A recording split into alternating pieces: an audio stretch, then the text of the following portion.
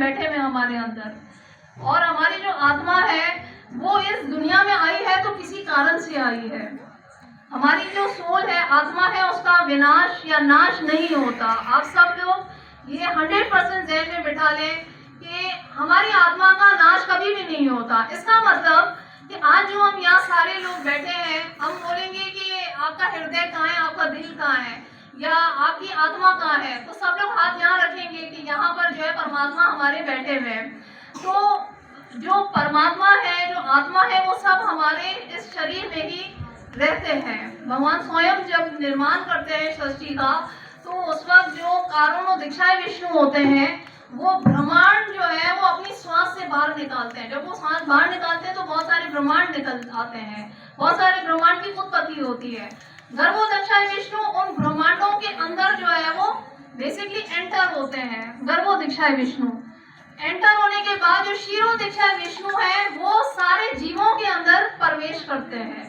क्षीरोदक्षाएं विष्णु जिसको हरि कहते हैं, हम कहते हैं ना हरि हरि, हे भगवान हरि। ये जो हम हरि को पुकारते हैं वो कौन है? वो क्षीरोदक्षाएं विष्णु है जो हमारे हर प्राणी के अंदर बैठे हुए हैं। लेकिन ये जो शरीर है वो जो हमें मिला है इस दुनिया में आने के लिए या अपना कार्य पूरे करने के लिए, वो हमेशा नहीं रहने वाला। अब ये शरीर जब खत्म हो जाता है तो लोग कहते हैं ये तो लाश है, और उस लाश को कोई भी देखना भी पसंद नहीं करता। वो शरीर के बाद ऐसी क्या चीज थी उस सर के अंदर कि जो निकल गई और हम उसको लाश कह रहे हैं? तो आप लोग सब कहेंगे कि हाँ वो तो आत्मा थी। इसका मतलब ये है कि आत्मा जो है कहीं ना कहीं निकल के तो चली गई। तो आप लोग ये समझें कि वो आत्मा जो होती है वो 14 लोक होते हैं जो भगवान स्वयं श्री कृष्णा ने जो है वो ब्रह्मा जी के द्वारा बनाए हैं, प्रकट किए हैं।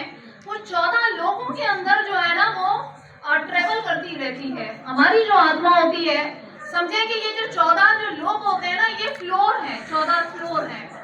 आप जो है वो हर फ्लोर के ऊपर देखेंगे तो किसी फ्लोर में ब्रह्मा जी बैठे हुए, किसी फ्लोर में देवी देवता बैठे हुए, स्वर्ग लोक है, एक फ्लोर पे स्वर्ग लोक है, एक फ्लोर, ये पूरी बिल्डिंग बनी हुई है 14 मालों की। एक फ्लोर के